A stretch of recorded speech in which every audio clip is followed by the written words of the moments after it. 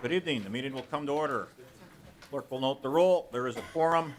Members, we have the minutes of March 30th before us. Are there any corrections, additions? Representative Carlson moves approval of the minutes. See no corrections or additions. All in favor of approving the minutes, say aye. Aye. Opposed? Motion prevails. The minutes are approved.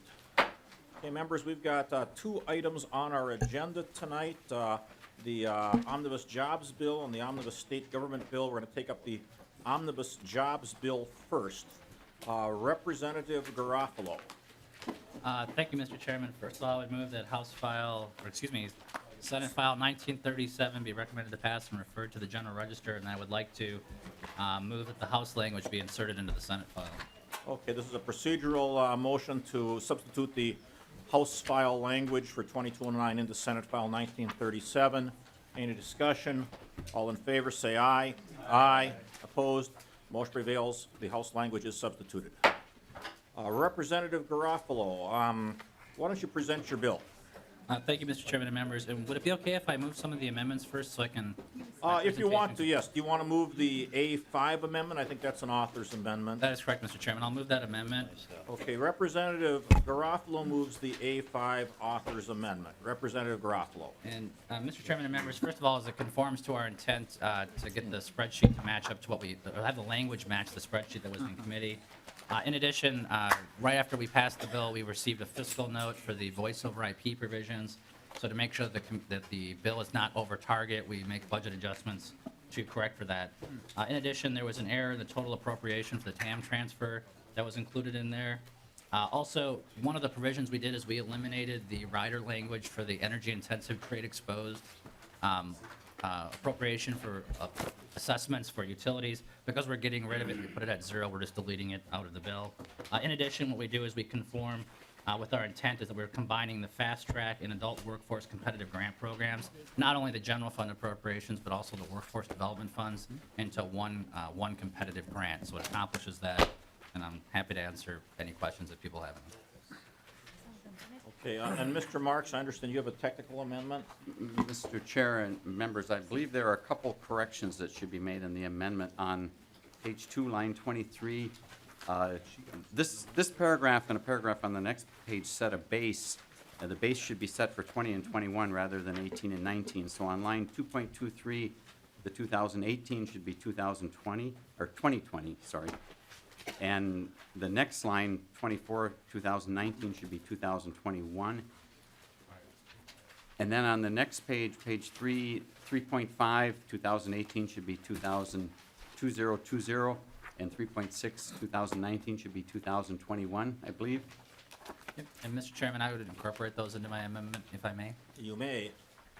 Anything else, Mr. Marks? Not that I'm aware of, Mr. Chair. Okay. Discussion to the A5 amendment. Any discussion to the A5 amendment?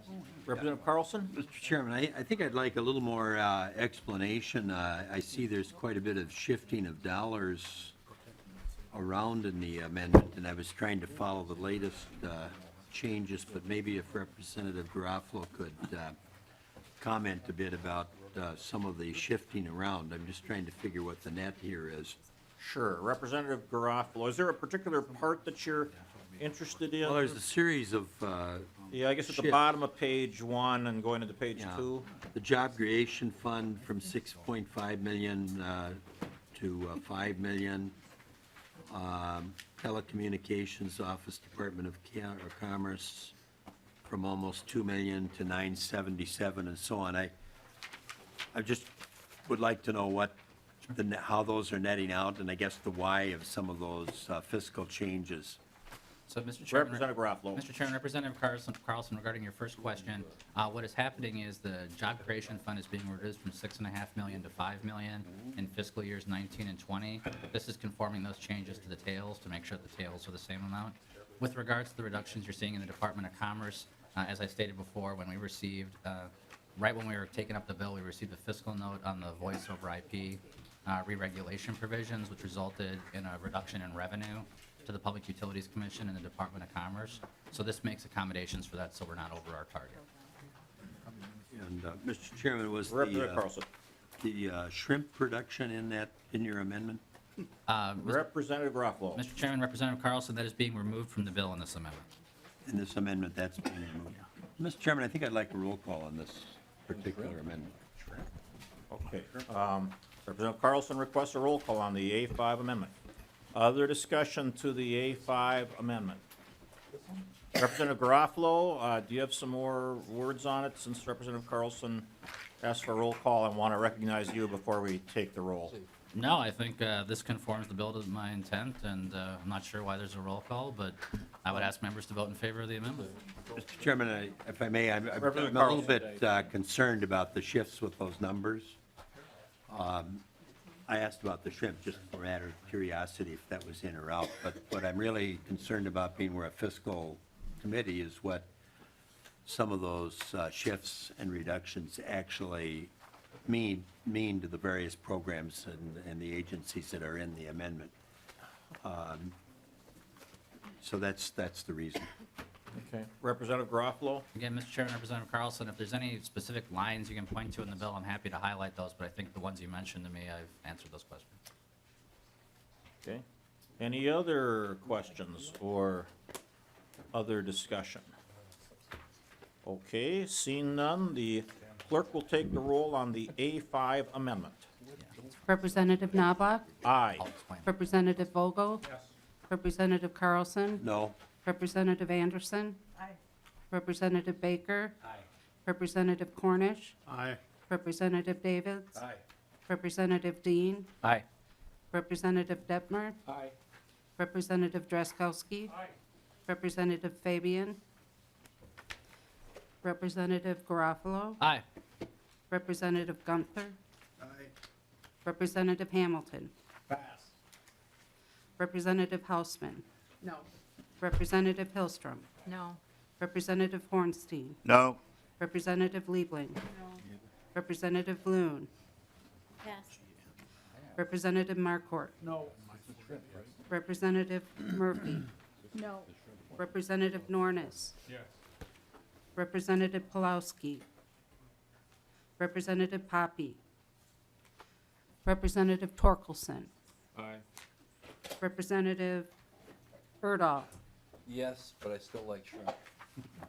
Representative Wagenius.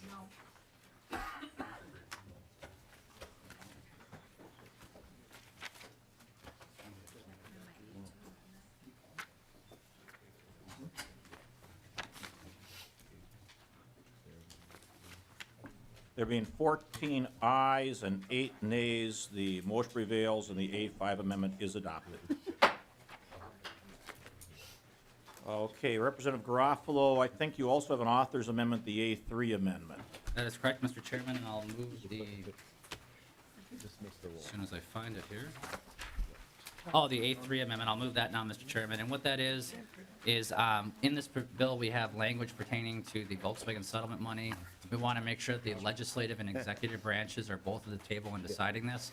However, the language as it's currently written could possibly prohibit local units of government and private industries from applying for a separate pot of money that's involving the Volkswagen settlement.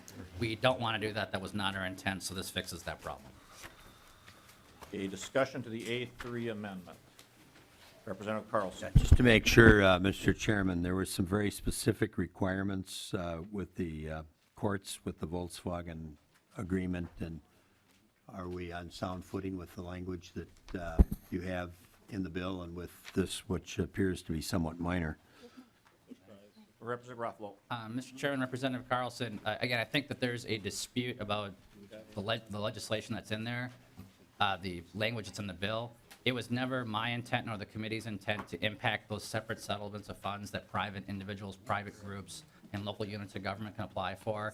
It was only to have it applied to the state side of things. So the substance of that bill, there is still disagreement on, but pertaining to the private individuals, local units of government, this corrects that problem so that the dispute in this legislation is only focused on the money that's available to the state of Minnesota. Yeah, and that's, Mr. Chairman, what I'm referring to is the money available to the state. I don't think we even have a role, do we, relative to the private individuals. Well, Mr. Chairman and Representative Carlson, it was not our intent with the language we put in there to impact that. There was a concern that the language as it was originally drafted could impact that somehow the legislature would have to authorize that separate pot of funds. That was not our intent, so we're just doing this based on that advice and removing it. Representative Wagenius. Thank you. I think, just to be clear, the controversy still remains. If the language in the bill, even as amended, were to go forward, then Minnesota would not be eligible for the dollars, because the governor has to certify to the trustee that what the PUC does is legally binding. And if the legislature is going to supersede what PCA does, the governor can't make that certification. So while the amendment may cure a small problem, it does not cure the fundamental problem. Yeah, and Representative Carlson. And Mr. Chairman, that's what I was trying to clarify. So the fundamental problem still remains in the bill then. Okay. Mr. Chairman and Representative Carlson, you may view it as a problem. I view it as a feature that the executive and legislative branches need to reach agreement before a formal application is submitted to the settlement board. So I don't view that as a problem, but you may view it that way. Well, Representative Carlson. Mr. Chairman, there's a fairly significant amount of money on the table here, and as I understand it, and I'm not an expert on it, what I know is basically what I've read in the paper and a few conversations in the House. I'm not on your committee. But that there was some concern that we have to follow the rules set down by the courts. And that's why I raised the question, to make sure that as this moves forward then, that we're not putting ourselves in a situation where we put, trying to remember, I think it's, isn't it like something like 60 million or whatever that? I believe it's 47. 47, big amount of money either way, that we not put that at risk. Representative Garofalo. Well, again, there's a difference of opinion on the subject matter, but the amendment before you just makes sure that we're not impacting those other grants. Okay, any other discussion to the 8-3 amendment? Representative Liebling. Well, thank you, Mr. Chair. So Representative Garofalo, I'm not sure it is really just a difference of opinion. I'm not sure we're really all understanding, or at least, let me say it this way. I'm a little confused between what you're saying and what Representative Wagenius is saying, and all I know about this is what I'm hearing from people, here on the floor and whatever. So I get that you're saying that you want there to be an agreement about how the money is spent, but I think what she's saying, and someone correct me if I'm wrong, but I think what she's saying is that when it comes from the federal government, the governor has to certify right away how it's going to be spent, and that if you have this in here where there has to be an appropriation, that would be an agreement that would come later on. And so it can't be both. It's got to be one or the other. So, I mean, could we, is my understanding correct? Mr. Chairman, Representative Liebling, you are wrong about what Representative Wagenius is wrong about. So let me just say, first of all, these are Okay. settlement proceeds. These are not money from the federal government. Okay. The way I that they're misspoke. Yeah, so the way that the department is interpreting this is there's referencing this as a gift. And so there's a different disagreement of opinion here, a separation of powers issue about whether the legislative branch is involved in the decision-making on this or whether we're not involved. I am not going to debate that today. There's a difference of opinion on it. We can address it at a future point. The amendment before you, just make sure that the separate pot of money that really is up to Volkswagen how they allocate, that we didn't want to put legislative approval on that separate pot of money. It was only for the money that's coming directly to the state of Minnesota. Right, I got that part, Mr. Chair, sorry. I got that part of it, Representative Garofalo. So I think your amendment, we're on the amendment. The amendment, I don't see a problem with that as such. Right. But, but the larger issue, I just think it's got to be one or the other and not both. And maybe at some point, as we go to the floor with this, somebody could point out, I don't know if it's a court opinion where this was written, or I don't know, and where we would find the actual language that would tell us which it is, because it can't be both. Representative Wagenius. Thank you. It's a trust agreement, and the court has, the Northern District of California, District Court has written a trust agreement. And so the trustee has to follow what the court is saying. And so I've read the agreement, I'll give you a copy of it. All right, thank you. Seeing no further discussion on the A3 amendment, all in favor, say aye. Aye. Opposed? Motion prevails, the A3 amendment is adopted. Okay, next, members, will take up the A14 amendment. The chair will move the A14 amendment. Members, the A14 amendment is a amendment that I don't think has much controversy to me. It was brought to me by Representatives Barr and Peppin, and it relates to unclaimed property the Department of Commerce has. And apparently, right now, there is a policy of some sort that says that if an estate has unclaimed property, they need to present and give the entire will or trust to the Department of Commerce, which they then keep and explore as to whether they feel that the property in question should be then given to the estate. What this language would do, and I'm going to make an oral deletion to the A14 amendment and take out lines 14 through 16 because of the reference as section 13. What it does is basically says that you only have to present that part of the will or trust document that pertains to the particular property in question. You know, it's the responsibility of the executor or trustee to make sure that an estate is administered correctly. And I don't think we really need to have an entire person's will or trust documents given to the department. And then, while this isn't really part of it, be, at this point, potentially available to the public. So that's the A14 amendment. Any questions? Representative Hillstrom. Thank you, Mr. Chair. So you're moving an oral amendment to delete line 1.14 through 1.16, is that? I am, yes. I'm incorporating that into my A14 amendment.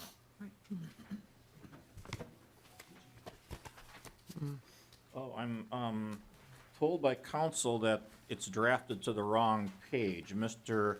Sullivan, can you give me some help on that? And Mr. Chair and members, I think the A14 amendment needs to be modified on page 1, line 2. Delete line 2 and insert in its place page 151 after line 33 insert. Okay, I'll incorporate that into my amendment as well. Other discussion to the A14 amendment? See no discussion, all in favor of the A14 amendment, say aye. Aye. Opposed? Motion prevails, the A14 amendment is adopted. Okay, and members, I will also offer the A13 amendment. Members, in the bill, there is some language that restricts the granting of the Job Creation Fund to only those counties with above-average unemployment. And I think we should be targeting these funds perhaps more narrowly than we have in the past. But I also think that there are other economic metrics that might also be considered. And so this language says that it's also available for counties in which the average weekly wage is less than the state average. And this, I think, would be, it would open up some more counties to the job creation funds, and I think this is a relevant amendment in terms of an additional consideration that should be granted when granting these funds. So is there any discussion of the A13 amendment? Well, I'm sorry, it's Representative Carlson, Mr. yes. Chairman, when all is said and done, how many counties are left out? You know, Representative Carlson, I don't know if I know the answer to that. I think the majority, the great majority of the counties in Minnesota would be eligible underneath either the language that is in the amendment now, or in the bill now, or with this language. Mr. Chairman, perhaps if I could pose that question to Representative Garofalo. Sure, Representative Garofalo? Mr. Chairman, Representative Carlson, if the committee were to adopt the Knobloch language, I just know that the restrictions would be in place for fewer counties. I do not know the number of counties, though.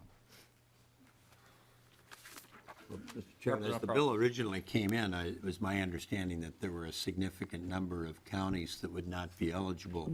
So your amendment adds how many counties then? Do you have any idea with that, Representative Knobloch? Actually, the name I had down for the maker of the amendment was Garofalo, but Well, yeah, that's why I'm kind of going back and forth here. My, I'm not my sure who guess filed is it. that, there'd be my guess would be there'd probably a couple more dozen counties that would be eligible underneath this language, but I don't have the exact number for you. Mr. Chairman, maybe you or the author of the bill could have better information on that then for us when the bill hits the floor. Because Representative Garofalo, how many counties were you covering in the bill originally? He said a couple dozen more. We got 87. So, Mr. Chairman. Representative Garofalo. Mr. Chairman, Representative Carlson, the intent of the language was to prioritize resources of those counties that have higher unemployment rates than those that are currently receiving the assistance. So my recollection is that it impacts 27 counties, but I may be wrong about that. Should the committee adopt the Knobloch language again, I don't know what that number would be. Yeah, and Mr. Chairman, you indicated a couple dozen, so sounds like we're talking maybe close to 45 or 50 counties that would have a high enough unemployment rate then to qualify. Well, Mr. Chairman, Representative Carlson, the Knobloch language takes into account factors other than unemployment, so I just don't have the wage data, I'm sorry. I think we'd like to have more information on that, if it would be all right when the bill hits the House floor, then, that would give us some idea of what's being covered and what the impact of the other criteria language is. It's obviously expanding it somehow. So I think at this point in time, Mr. Chairman, I'd urge a no vote without more information about what's being covered. Okay. Any other discussion? Seeing none, all in favor of the A13 amendment, say aye. Aye. Opposed? No. No. Motion prevails, the A13 amendment is adopted. Okay, next, I'd like to take up the A15 amendment. Representative Anderson moves the A15 amendment. Or were you going to take that, Representative Garofalo? Representative Garofalo moves the A15 amendment. And Mr. Chairman and members, this is Representative Nash's language that was in the bill. When we inserted it in the bill, we accidentally put in the original version as opposed to the language that was amended in committee. So this conforms the language to the committee process. Discussion to the A15 amendment. See no discussion, all in favor of the A15 amendment, say aye. Aye. Opposed? Motion prevails, the A15 amendment is adopted. Okay, next we have Representative Baker moves the A10 amendment. Representative Baker to the A10 amendment. Mr. Chair and members, we have a provision in here that was actually carried by Chair Knobloch through the committee, and we just wanted to spread out the geographic location where some of these funds can be used for some help with some diversity assistance with either job startups. Maybe the author could talk a little bit more about the specifics of it, but I'm just grateful that we're able to open up some of the geographic locations for west central Minnesota versus the St. Cloud area, as the amendment states, so that we can help some more people out. And members, the language, which is on page 68, members may remember that last year we had a fair amount of equity or money, and the jobs bill meant to deal with racial disparities and economic disparities. And actually, when all was said and done, virtually none of that money went to greater Minnesota. It all stayed in the metro area. There was a little bit of it went down to southern Minnesota, but none of it went to any populations of minorities north of the metro area. And so I was approached by people about, since there was going to be some additional equity money in the bills this year, having some money that was more specifically targeted towards greater Minnesota. There is an organization called the Central Minnesota Community Foundation that covers and has offices in St. Cloud, Alexandria, Brainerd, and Wilmer. And I felt that they would be a good grant writing or grant administering agency for these funds. And this just makes it a little bit more specific that we are covering that wider area than just strictly the St. Cloud area. Representative Hillstrom. Thank you, Mr. Chair. So then, does this amendment cover the same population that the previous grants were targeting, or is this a different population as well? It covers the same populations. And I'd support and speak for the Baker 810 amendment. Any discussion on the 810 amendment? Seeing none, all in favor of the 810 amendment, say aye. Aye. Opposed? Motion prevails, the 810 amendment is adopted. And then, Representative Hillstrom, I think you've got an amendment. Am I right, the A2 amendment? I do, Mr. Chair, if I may. Yes, please. Representative Hillstrom moves the A2 amendment. Thank you, Mr. Chair. Mr. Chair, this amendment was brought to me by bus drivers. Currently, food service workers at schools are eligible for unemployment. However, bus drivers are not in the summer. And there is a bus driver shortage, and it's my understanding that both bus drivers and bus companies are interested in finding ways that they can better have employees stay and not have quite such a turnover. So, Mr. Chair, this would simply add the bus drivers as well and make them eligible for unemployment. Okay, discussion to the A2 amendment. Representative Garofalo, can I call on you for your position on the Hillstrom A2 amendment? Yeah, thank you, Mr. Chairman and members. The unemployment provisions that are contained in this bill conform to the recommendations of the Unemployment Insurance Task Force. We've made no deviations from it, so I would respectfully request a no vote on that. Again, in this bill, we just want to make sure that we're following those recommendations right now. Okay. Other discussions to the A2 amendment? Seeing no discussion, all in favor of the A2 amendment, say aye. Aye. Opposed, nay. No. The motion does not prevail. The A2 amendment is not adopted. Representative Baker, I think you've got the next amendment, but I'm not sure which number it is. 7. Mr. Chair, I'll move the A7 amendment. Representative Baker moves the A7 amendment. And if I could, Mr. Chair, I think I'll have Chief Arthur Garofalo just kind of give the overview of the biomass situation, and then I can kind of follow up with the A7 and what it intends to do. Representative Garofalo. Thank you, Mr. Chairman and members. Sections 41 and Section 42 of the bill on page 192 are some changes we made to the biomass mandate program.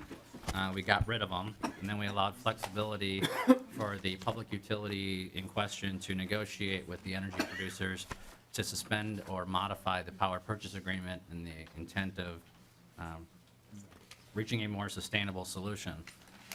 Representative Baker is moving, and I support the adoption of this amendment to delete those sections from the bill, as well as on page 194, line 21, where you see the sections there, it deletes that number from there, from the repealer language of the biomass repeal. So that's what it does. It gets the biomass out of it. Okay. Representative Baker. Mr. Chair and members, this came as a sort of a late addition or hearing in the Jobs and Energy Committee that I sit on. This is a big factor for a plant that currently burns biomass turkey litter in Benson, Minnesota, which is right next to my district in west central Minnesota. We just, there's a lot of issues with the biomass questions. There's a lot of understanding that these power purchase agreements are very costly to Xcel Energy customers right now, and we think that we have some more work to do on this. Because it came so late to us, this amendment is just asking for us to kind of take a minute and pause and to try to talk to our stakeholders back home in Benson. We have a lot of truckers right now that are hauling wood chips into the Benson plant and turkey litter from local turkey farms, and we've got a community right now that's sort of getting a plan for what the future might hold for this plant. This was came into, I think, the state legislature back in the 1990s or so, I think, Chair Garofalo, if I'm right, with the nuclear cask discussions, I think we're back with the Prairie Island nuclear storage. So what we've learned in the meantime is that biomass is not a very cheap way to make power, and this is very expensive. But what we need to do is to make sure that we take this out. Let's give our community some time to kind of come up with a better plan. And at this time, we're just asking it to be set aside, have some more time for the community and stakeholders to come together. I've been visiting with them all day today, and I feel very confident that we will find some good resolutions to this. But right now, we want to make a statement to the community that we're hearing this, and they're very nervous and scared. There's a lot of jobs on the line right now, and a lot of folks that are making some very big investments. So for the wood haulers, for the turkey litter haulers and the workers, we want to make sure that we take a good hard look at this and see what's right for the community. So with that, Mr. Chair and members, I would ask your support for this. Okay, Representative Carlson. Mr. Chairman, that was 1994, and there's two of us on the committee here that were on the conference committee at the time. And so I've got just a basic question, because what that legislation did at the time, it said 450 megawatts of wind energy, 50 megawatts of biomass. And so are we, that was a very delicate, as I spoke to on the House floor, relative to the 500,000 per cask per year for storage. Does this undo any of the agreement that was made in 1994 then with this amendment? Because you say you're trying to get some breathing room. Let me recognize the chair, Representative Garofalo. Mr. Chairman, Representative Carlson, the adoption of this amendment will return us to current law. Okay, very good. Thank you. Representative Liebling. Thank you, Mr. Chair. So members may have seen on the floor, I sent out to everybody a letter that I had received. I assume that the person probably sent it to a lot of you. And it had to do with, I think it was about this issue. It was a gentleman from Brainerd who had a business and was really worried that his business was going to be pushed into bankruptcy by something concerning biomass, I believe. And he was telling us that if this wasn't removed from the bill, that a bunch of loggers were going to be driving to the Capitol with their logging trucks. I sent it out to all of you because I thought maybe they would be in violation of the law that you were just then passing. And, but anyway, I was wondering, is this amendment going to take care of the problem that that gentleman had and keep them from coming here and blocking the roads with their logging trucks? Representative Garofalo, you want to take that one? Mr. Chairman, Representative Liebling, two things. Number one, I believe it's going to address their concerns, but more importantly, it's going to make it really fun when those stakeholders come back to me later this session and ask me to put these sections back into the bill. Other discussion to the amendment? We did not have anyone request to give testimony on this. I know this is a important issue that has received a lot of debate lately. But if there's no other discussion, I will call the question on the A7 amendment. All in favor of the A7 amendment, say aye. Aye. Aye. Opposed? Motion prevails. The A7 amendment is adopted. Okay, members, I'm unaware of any other amendments, but are there other amendments? Okay, seeing no other amendments, discussion to the bill. Discussion to the bill, Representative Hilstrom. Thank you, Mr. Chair. Members, I want you all to know that there's a provision in this bill which I am always speaking in opposition to. The voice over internet protocol, I believe, is in this bill.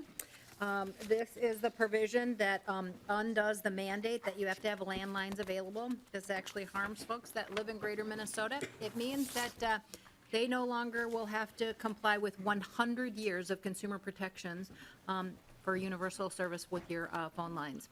And the notice for termination. And so this absolutely has a whole bunch of other pieces that are anti-consumer, but that one in particular, I always oppose, Mr. Chair. And I would encourage members to vote no. Other discussion. Representative Carlson. Yeah, Mr. Chairman, I wonder if Representative Garofalo will comment on the broadband number. There's 7 million in the bill. The governor, I think, requested 60. There's a task force that said we need about 100.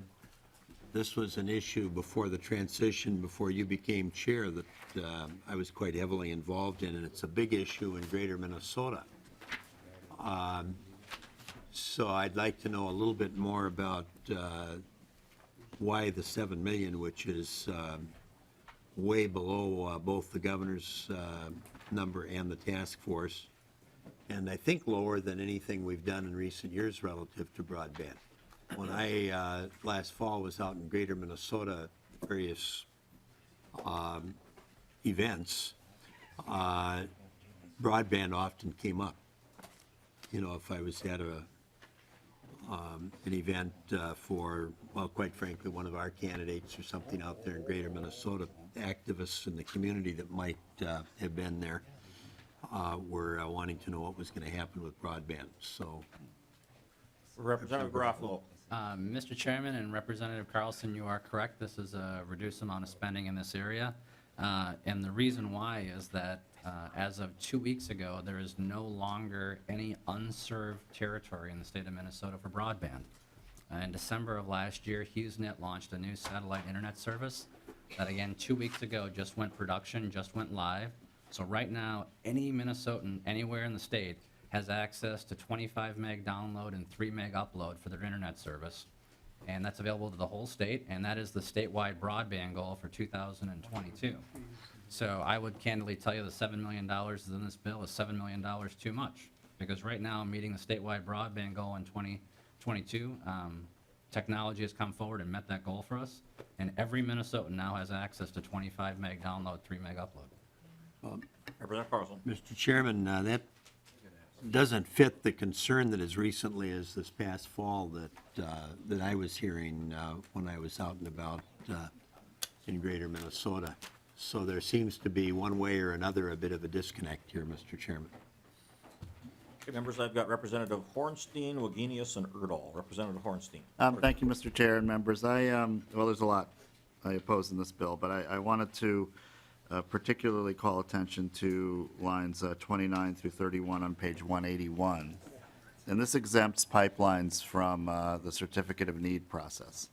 And, you know, we have a certificate of need process, you know, specifically to, you know, address whether, you know, a project serves the state's long-term energy needs, and there's a number of environmental considerations. And most importantly, it examines alternatives. And so those are important criteria. And to just throw those out like this, I think, is irresponsible. And, you know, we need to have energy policy in the state that, you know, addresses the realities of climate change, addresses the realities of changing demand for oil products. And I just think this is unnecessary and problematic. So for many reasons, I'm voting no, but I wanted to call attention specifically to this pipeline provision, Mr. Chairman. Representative Wagenius, was it you that raised your hand, or maybe I was thinking Representative Hausman? You, okay, I did get it right. Representative Wagenius. And you, yes, I saw you again later. Representative Wagenius. Well, thank you. Just on the, following up on Representative Hornstein on the energy provisions in this bill. 2 years ago, I was writing about this bill and said it was the worst energy bill ever. And you've matched. But one of the things I said in committee is I would try to figure out how many years we're going backwards, and I did that. It's when Ronald Reagan first came into office, and he got rid of all the research on renewable energy and took the solar panels off the roof of the White House. So that was 1986, and I think this is about where this bill is. We'll have the good discussions about energy on the floor. Representative Erdahl. Thank you, Mr. Chairman. And my interest was piqued by the comment that we don't have any unserved or underserved areas anymore. We since I'm one that has 0.5 megabytes, except now I can go 40 feet in the air and nail a dish to my tree and get up to 7, are you telling me that there's now a better option for me? Representative Garofalo. Mr. Chairman, Representative Erdahl, that is correct. About 2 weeks ago, a satellite they launched in December is now in production. Anyone in the 48 continental United States has access to 25 meg download and 3 meg upload. There is no unserved territory in Minnesota. The underserved definition of 25.3 still exists, but there's no unserved territory no longer in the state of Minnesota as of about 2 weeks ago. Representative Erdahl. Oh, thank you, Mr. Chairman. Representative Grappel, that's very good news for the whole state. And now this satellite, is that what it's transmitted? Representative Garofalo. Mr. Chairman, Representative Erdahl, yes, geosynchronous orbit. Thank you very much. Representative Hausman. Thank you, Mr. Chair. I wanted to just make a comment about two things. And I think I was scrambling a bit when you had the A5 because I saw that among other things that it did, it reduces space funding for Job Creation Fund. And maybe we've helped a little bit. The deed letter tells us that the severe restrictions on where deed can award job creation that would eliminate deed's ability to invest in impactful projects in ineligible communities which benefit neighboring counties and often have a regional significance. It's hard to target, and when we appropriate dollars, we don't always know what opportunities will be there and a certain amount of freedom. But I think we helped that a little bit with the Knobloch amendment. Is that correct? The restrictions are lifted a bit? Representative Garofalo. Mr. Chair and Representative Hausman, help will be an opinion as opposed to a fact.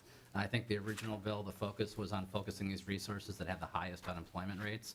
And with the adoption of the committee adopting the Knobloch amendment, we do a little bit less of that. And I think, Mr. Chair, what they point out is even when you target neighboring counties, regional areas, often there's a spillover effect in that, and so restricting them. And the other is an issue that two organizations that I have great respect for bring to us. The Minnesota Housing Partnership points out a couple of things about housing. And they point out to us, we know that the entire community gains when sensible, effective investments in housing benefit employers, workers, and lower-income Minnesotans. And then they have two significant issues that compromise important housing development throughout the state. One is that we apparently underfund the Challenge program, which is MHFA's most flexible gap financing tool available to developers, and that is affordable to the local workforce, and that funds leverage, those state funds leverage substantial non-state resources to produce housing that meets local needs. So it looks like that's one of their issues. Their other issue, again, also talks about restrictive language. Local communities need maximum flexibility in assembling a range of financing tools to ensure projects will be successful. And combining different financing sources is particularly true for housing that is intended to further a variety of community objectives. So it looks as though they point out two challenges there. That's also reiterated, I think, in the MHFA letter. And they point out the huge impact that program has. In 2016, nearly 600 units of housing were financed with the Challenge program statewide. In the last 2 years, nearly 90% of Challenge funds for rental were used in Greater Minnesota to address workforce housing needs. And again, they say it's one of their most flexible programs designed to meet a wide range of housing needs identified by local communities. So it's that part is a disappointment. We see from a number of organizations that have experience with this that it does have impacts that we'll feel for some time. Representative Garofalo. Mr. Chairman and Representative Hausman, so what we did in this bill is we took the existing workforce housing funding and we moved it from deed to MHFA. We put that on top of the Challenge Grant program for the first year, the first fiscal year of this biennium. However, there have been problems previously with administering this program and actually jump-starting the workforce housing market in certain communities.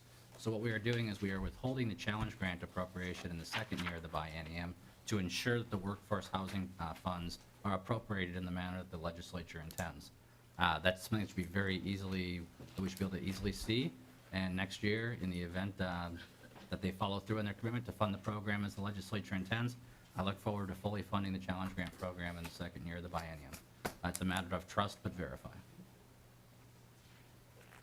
Mr. Representative Chair, I'm Hausman. a little, trust who? Mr. Chairman, Representative Howe, trust but verify. No, but trusting who? MHFA. Wow.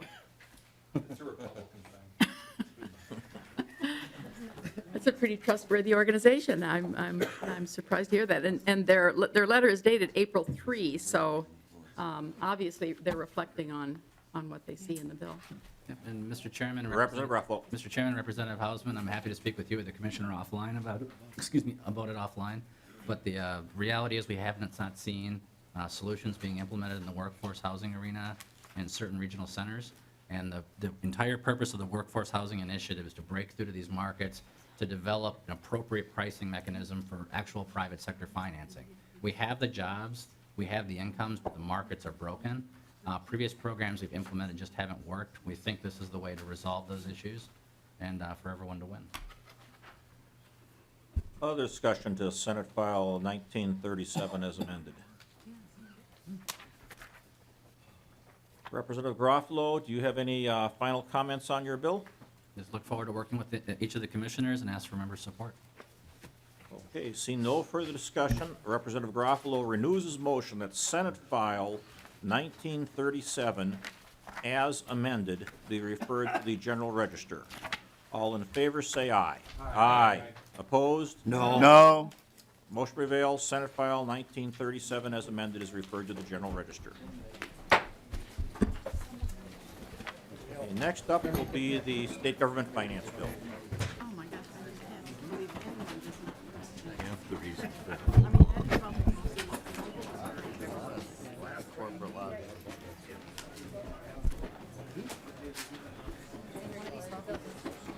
And I saw it, but I can't find it now. I know it's here somewhere.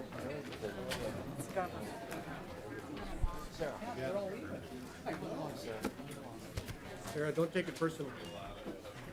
Don't take it personally. Right, yep, we'll take care of it.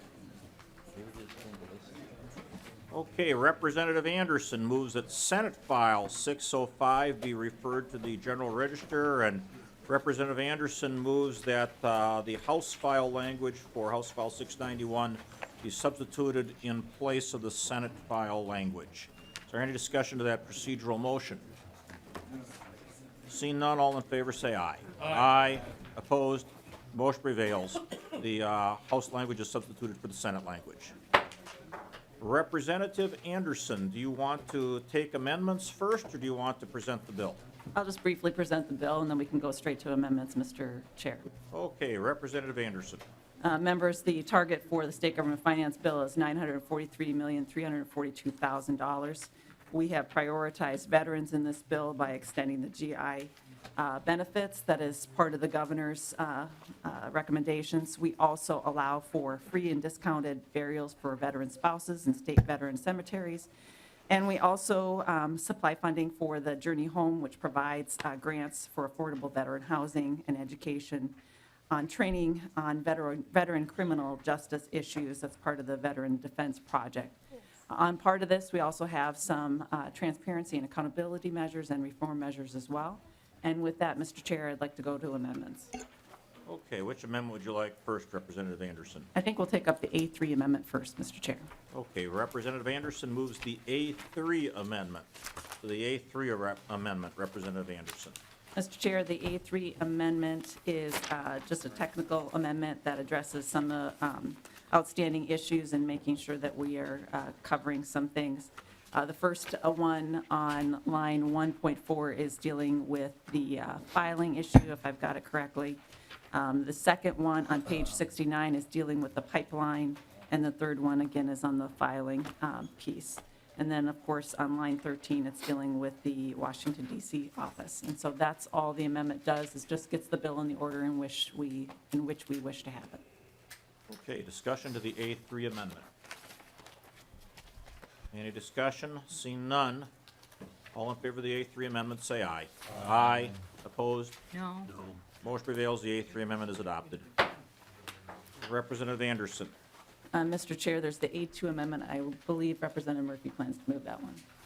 Representative Murphy, is that your amendment? It is, Mr. Chair. Representative Murphy. Thank you, Mr. Chair and members. This is actually an amendment that Representative Mahoney has been working on, and I'm offering it tonight, and it is authorization for the Ice Palace to be put on the Capitol grounds, and what we would do with the grounds once the Ice Castle is gone. And I understand that is supported by all the various parties, and there's someone here to testify. All right, Representative Murphy moves the A2 amendment, and is there someone here to testify? Yes, sir. Please state your name for the record and give us your testimony. Mr. Chair and members, my name is Jeremy Estenson. I work for the law firm of Stinson Leonard Street, and we're here before you representing the St. Paul Festival and Heritage Foundation, who has, since 1886, put on the St. Paul Winter Carnival. And they did so in a response to a newspaper article a number of businessmen didn't like, comparing Minnesota to the Siberian wasteland. So they decided they'd put a big party on in the wintertime. They've been doing it ever since. 36 times they've built a large ice castle. This will be the 37th. Their hope is to build one even a little bit taller than the 1992 world record-setting castle on Harriet Park at 166 feet. We're here before you today because there were arrangements made, the Heritage Foundation had made arrangements with an alternate site. Unfortunately, that site, after doing the numbers, found out that it would be pushing $1 million to restore the grounds to their former condition. And that was a budget breaker for the Heritage Foundation. So about not even 30 days ago, they reached out to us and the Department of Administration and said, might we be able to locate this thing on the South Capitol lawn? The department said, I think so. We've done this sort of thing in the past with Taste of Minnesota, the Marathon, and other things. So having worked with the department, worked with the City of St. Paul and others, it's our intention to continue ironing things out, but we understand that the language before you resolves most of their concerns. Discussion to the A2 amendment. Representative Murphy, any last comments on the amendment? I would love your support. I would recommend the support of the A2 amendment. All in favor of the A2 amendment, say aye. Aye. Opposed? Motion prevails. The A2 amendment is adopted. Are there any other amendments? Seeing no other amendments, this discussion to the bill, and I know we have some people that want to testify. Maybe I should call forward Commissioner France. Are you ready, sir?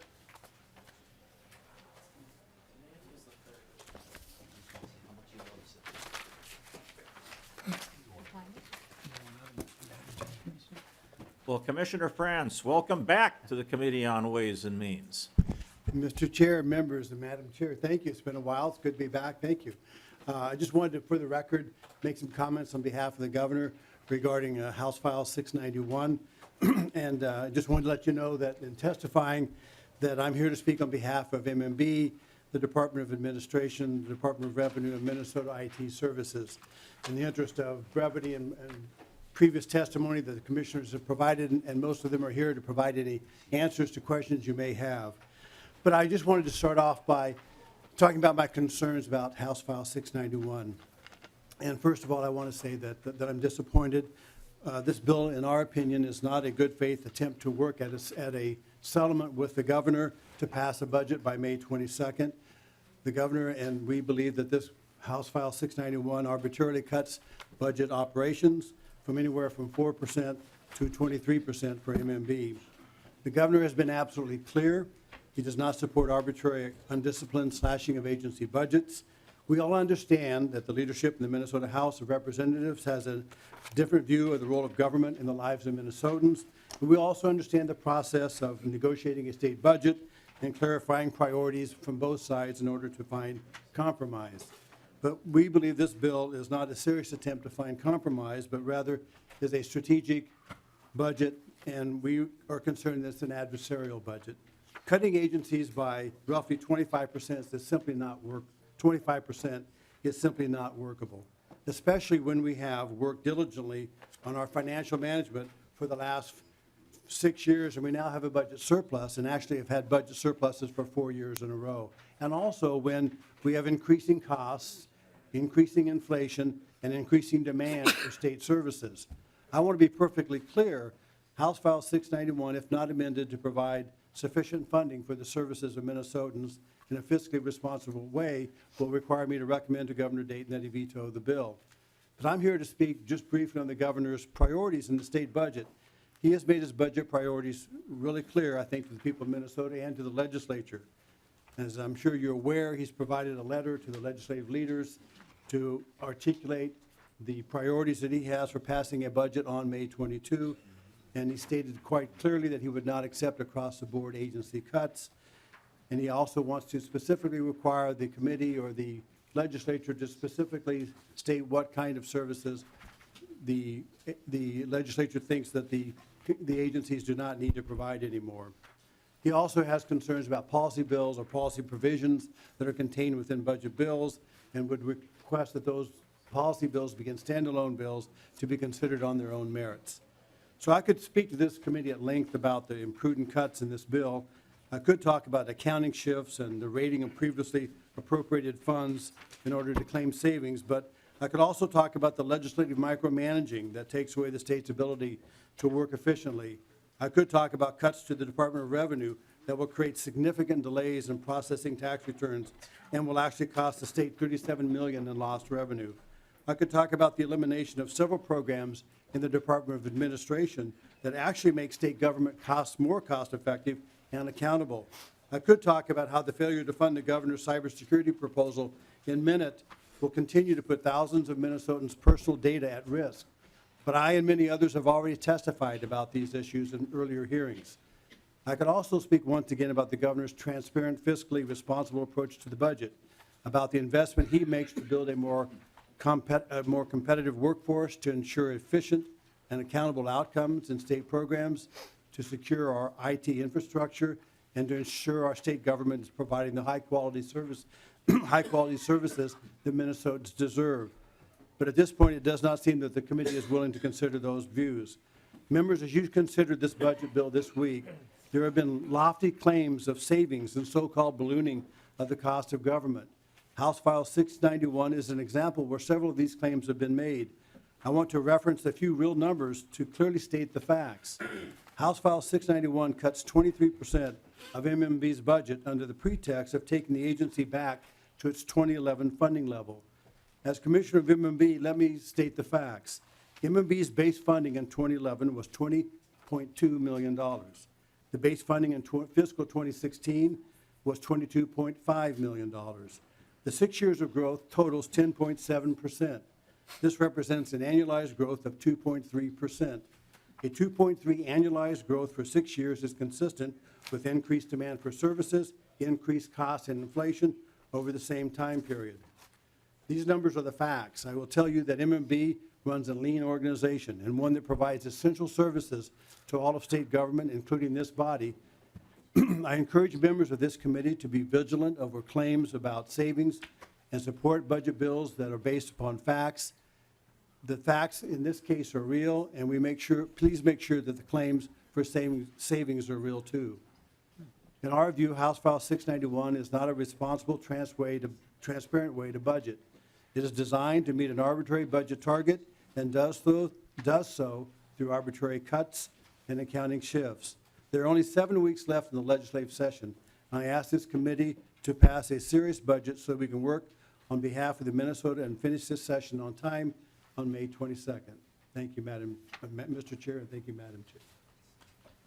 All right, any discussion or questions for Commissioner France? Representative Hausman. Thank you, Mr. Chair. Mr. Franz, so as I went through the bill and then heard you reflect, what I thought about were some of the reports you and the governor's office have given us over this past year in study after study and report after report across the country that this state comes in ranked often somehow in the top 5 in a whole range of areas of well-managed states and And so it feels a little like, to me, you're now being punished for your good work. We're going to drastically cut you, the employees in the departments, but by the way, you get new responsibility. Chair, Commissioner. Mr. Chair, Representative, I think one of the things that we've talked about before in this committee and other committees is the great job that Minnesota does, the great recognition that Minnesota receives as a state that works, where things get done, where government is efficient and effective.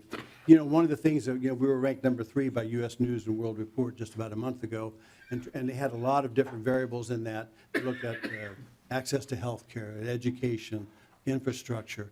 And one of the things that we see, especially after we returned our rating to AAA rating for bond purposes, where we were able to save money when we sell bonds, one of the things that we continue to see when we go out to the rating agencies or to other agencies or to other companies that give us rankings is that we see people realize that Minnesota is one of those states that is able to maintain fiscal balance. I mean, there are a lot of states who haven't had 4 years of fiscal surpluses like we have, and they see that we're able to realize the savings and the efficient government. You know, it's the Minnesota economy that deserves the credit.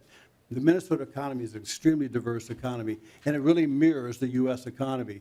As the U.S. economy does well, so does the Minnesota economy typically. Now, there are some sectors, the ag sector and the mining sector, that are not doing well, but overall, the Minnesota economy is doing quite well in terms of the number. Our unemployment continues to drop, and we continue to see wages grow, incomes grow. So we're quite pleased with the way we've positioned the state government to reflect the economy and the great work that Minnesota does. And Representative Mr. Chair, Hoffman. if I could just use one example in one department that I noted, which would be revenue. So they were cut 4.3%, but then given a new responsibility, and I think there was a fiscal note for that new responsibility of $22 million, but they're not going to be given $22 million to do it. There's an expectation that even though they're cut 4.3%, that they'll absorb that $22 million. Commissioner. Mr. Chair, Representative, I think that's the concern we have is the fact that there are additional responsibilities for virtually every agency, including MMB and Minute and Department of Administration and, as you mentioned, Department of Revenue. And to add those new responsibilities while also taking money away is a real burden on those agencies, and in particular at the Department of Revenue, and Commissioner Ballard can certainly talk to this if you wish tonight. Those kinds of cuts will lead to revenue loss eventually. Representative Carlson. Yeah, Mr. Chairman, I had some of the same concerns, and I see, the Representative Hausman referenced the $22 million for the electronic filing. At the same time, there's a 4.3% cut for revenue, but I want to go up and take a look then at Minnesota management and budget. And you're the commissioner, and there's a 22.7% reduction here. And do you have in management and budget additional responsibilities, either in this bill or other bills that are coming through in light of that double-digit cut? Commissioner. Mr. Chair, Representative, we do have some added reporting responsibilities and some added responsibilities. In order to meet the cut target of 22.7%, we'd have to contemplate eliminating such things as the economic unit that does the forecasting, some of our accounting services, a large part of our budget operations that produce the budget for the state of Minnesota and for the legislature. So we have to try to figure out how to manage the cuts in those areas, at the same time adding these new reporting requirements that come on at the same time. So yes, we get some new additional requirements, and we also at the same time get cuts to the agency. Mr. Representative Carlson. Being that we did have the commissioner here, when I looked, I've got a list here of the percentages. I don't think the author, at least yet, went through those percentage cuts, but,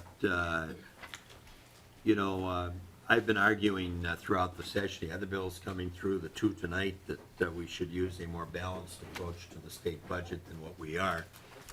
And I think we're heading, at least at this point, toward a collision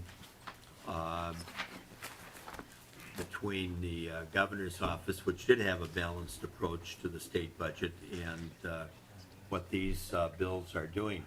But when we look at the constitutional offices, in addition to key agencies, arguably they're all key agencies, but management and budget.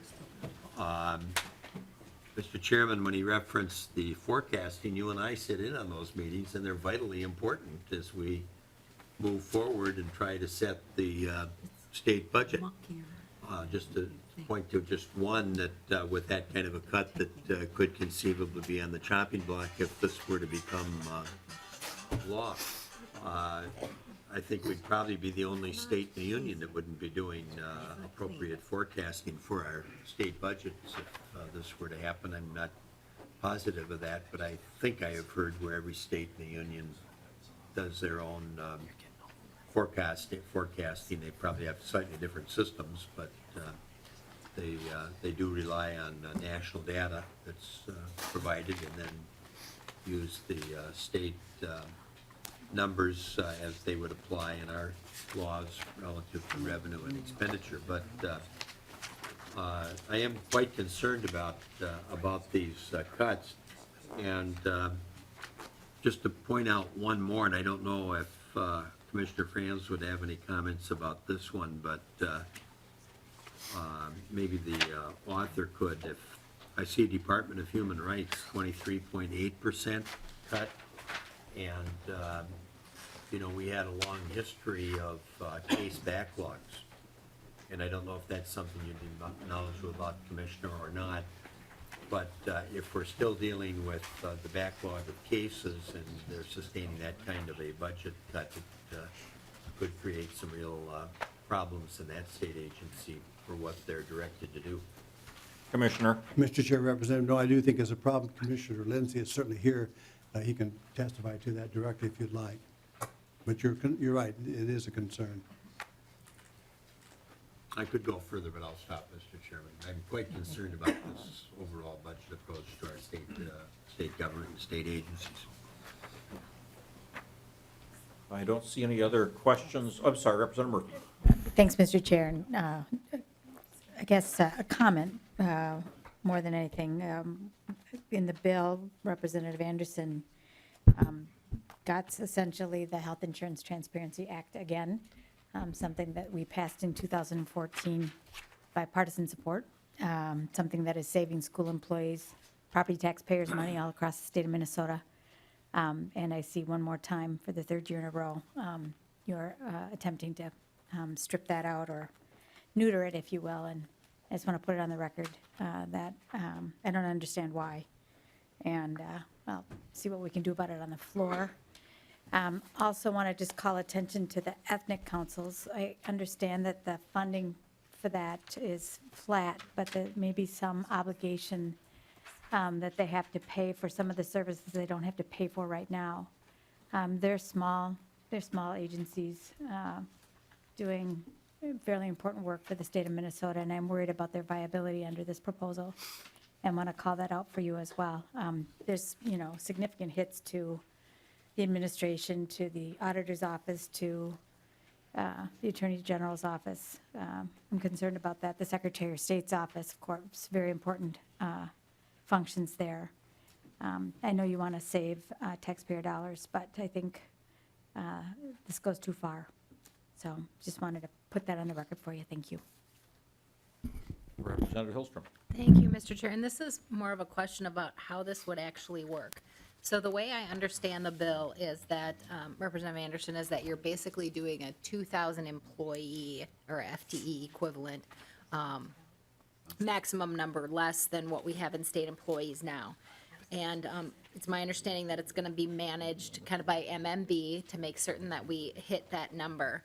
And I believe from the way I read the bill that the legislature would be included as well. So in the event MMB hires too many people or based on snowplow drivers' needs or park needs, are they going to have the ability to determine how many employees we get to hire here? Or are we going to get to determine how many people they hire there if we overhire? Or how is that actually going to function? Chair Anderson. Thank you, Mr. Chair and Representative Hillstrom. That applies only to the executive branch, and if you look at the numbers on the executive branch, it's roughly a little over 32,000 individuals, and what we're asking for is a number of, 31,941, so you're looking at approximately 786 FTEs. And we ask that the MMB commissioner use what they've used in the past on this and offering early retirement incentives for individuals and other means of attrition. So that's what it does, doesn't impact the legislature, and certainly is the right direction for us to take, because what we're looking at with that number is we are asking agencies to go back between what we had in fiscal year 13, or excuse me, not fiscal year, but calendar year 2013 and 2014. That's how much we've grown in FTEs since between 2013 and 2014. And we're just asking them to go back 3 years, essentially, 3.5 years, to the numbers that we had in FTEs. But within that 3-year time period, that is how much government has grown. Mr. Chair. Representative Hilstrom. Thank you, Mr. Chair. So we just passed the public safety bill, and we funded the Department of Corrections, the BCA, law enforcement type folks in that bill. So does your bill then kind of supersede Representative Cornish's bill and determine, someone else now gets to determine how many corrections officers Representative Cornish's bill is actually going to pay for? I'm trying to figure out how this is going to actually work in practicality, because ultimately, we determined how many FTEs we thought we needed in public safety, and we paid for them today. And I want to know what your bill is going to do to his bill. Chair Anderson. Mr. Chair and Representative Hillstrom, this is no different than what we've done in the past. And what we are asking is, we're saying government has grown since 2013 by 786 FTEs, just within a 3-year period. And we're saying we need to slow the growth, we need to get some management around this, and we need to prioritize. Yes, that's what we're looking to do. I don't think anybody, when they saw the surplus, said we should spend it on more state government. I think most Minnesotans would say that focus should be on tax relief, that should be on our education bill, that should be on transportation, that should be on public safety. Nobody was clamoring to say that we need to grow government. Representative Hilstrom. Thank you, Mr. Chair. And Representative Anderson, we also heard testimony from the tax court that you have language in your bill that would have ultimately made it so that if it wasn't specifically funded in Representative Cornish's bill, that when you ask an agency or a department to absorb the cost, that you actually have language in your bill that would prohibit them from taking any staff savings and fund it on things that we're asking them to absorb, but that they would actually have to spend their staff money only on the staff as allowed in the bill. Is that still in your bill? Chair Anderson. Mr. Chair and Representative Hillstrom, it only applies to the executive branch and doesn't apply to the judiciary. Representative Hilstrom. Thank you, Mr. Chair. So it would apply to the Department of Corrections, the BCA, the State Patrol, and other law enforcement agencies that come out of the administration. Is that correct? Chair Anderson. Mr. Chair and Representative Hillstrom, can you show me the line in the bill that you're looking at specifically? Representative Hilstrom. Thank you, Mr. Chair. I actually don't have it open to that particular page. We just were specifically told about it by the tax court when it came to their concern about funding their case management system. So that's why I'm asking you if it's still in the bill and where you might help me find that. Chair Anderson. Well, Mr. Chair and Representative Hillstrom, as I told you, it doesn't apply to the judiciary. But if you can tell me the area that you're referring to in the other part of your question, I'm happy to help you out. Representative Hilstrom. Thank you, Mr. Chair, and I'll get to that in a moment. I'll ask you another question if that is fine. So my last question then becomes about the cybersecurity piece that's not being funded in this bill. The legislature has put in law that if someone improperly accesses data that's supposed to be private or supposed to be a secret, or the state does something that causes that data to be available to someone else, that the state is liable, and up to, I believe it's $1,000 per incident. So if the legislature doesn't fund cybersecurity and folks have the ability to hack it and get access to it, who's actually liable for those costs if people's information gets out there and they find out that it actually came from the state? Chair Anderson. Mr. Chair, Representative Hillstrom, you're going to have to repeat that because I was looking for the answer to your question. If you look at page 48, starting on lines 3 through 5, you will see that reductions in staff would protect the healthcare workers, correction officers, public safety workers, and mental health workers. Okay, Representative Hillstrom. Thank you, Mr. Chair, and this will be the last line of questioning that I take, but the governor has recommended some cybersecurity costs. As we've seen, there have been hacking of our government, sometimes political parties and others, in which people get access to data that they should not. The state of Minnesota holds a lot of data about people, tax returns, whether or not you apply for some government services, W-2 information from all of our employees. And we have in law that if someone illegally accesses that data, that there's liability. And I believe it's $1,000 per time that it's breached, per person, per incident. I actually had someone improperly look up my data, and so that gave me the right to say to the government, you are liable to me for that cost. I didn't, but I would have had the ability to do that. So my question is, if we fail to fund cybersecurity to keep people from stealing Minnesotans' data, who's liable when that data gets out in the public and somebody gets your social security number, your driver's license number, your address, what your income is, anything about you? Who's liable for that breach in the data system? Chair Anderson. Thank you, Mr. Chair and Representative Hillstrom. If you see, note in the bill that we asked Minute to prioritize cybersecurity and make that one of their priorities in their operations. Minute has, in previous years, received funding to the tune of $8.5 million for the purpose of charging back to the agencies to make sure that cybersecurity is happening. They haven't done that. And so they have the mechanism in place. They've been given the money in the past to do it, and they haven't done it. So we have, as a legislature, told them to do this. Much like the gain sharing program for MMB, they have failed to do that programming. And so, you know, there's only so much we can do at the legislature when we direct agencies to do that, and they fail to do it. Representative Hillstrom. Thank you, Mr. Chair, and then this will just be the final comment. But Representative Anderson, I understand that you may be frustrated that that has not been done, but I'm frustrated that we continue to order agencies to do things and we don't pay for what it is that we ask them to do, and then we're surprised when they don't have the money to do it. So the legislature has an obligation to prioritize as well. And I saw we just adopted another amendment which asked an agency to absorb $22 million.